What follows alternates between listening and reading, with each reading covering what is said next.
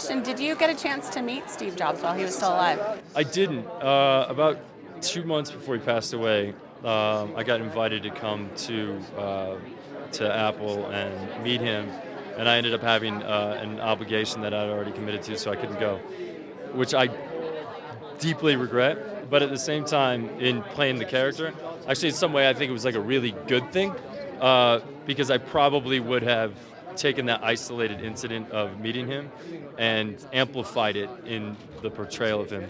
And so this way I was able to play him as I saw him across multiple spectrums, and I think it was helpful. Tell us a little bit about researching this role. Were there things, I know you said hundreds of hours of time spent researching, were there things that you found really surprising when you did your research about Steve? I learned so much about, I just learned so much about him that I don't think is in books, or I don't think is in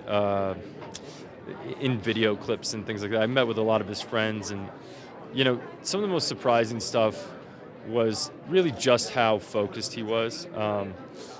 Kind of what makes him tick, I found to be a really interesting kind of anomaly. And on top of it, just the way he experienced life. There was a speech that he gave I think he was in New Orleans, and I think it was a bunch of kids that were graduating from high school and thinking about going to college, and he said, don't come at life looking for typical experiences. Go out and, go to Paris and write poetry for 6 months, or go fall in love with 2 women at the same time, or go, try LSD. Like, he had this really open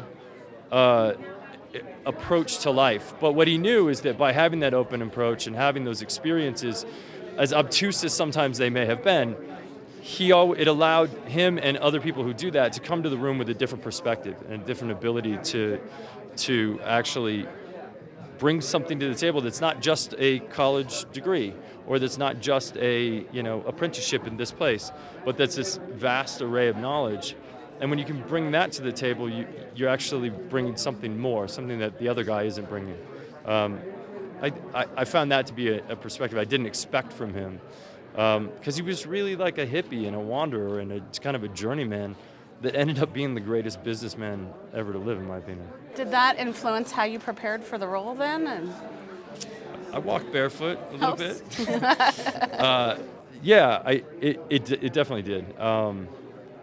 I sort of approached playing this guy from the inside out and trying to find out, who he wants to be and what he wanted to do and why he wanted to do it, and then dress it with that which I think people will recognize as him. Thank you for watching Extra on YouTube. And for 24/7 updates on celebrity news, subscribe to our channel here, like us on Facebook here, or follow us on Twitter here. And if you want your voice heard, leave a comment below. Where? Right there.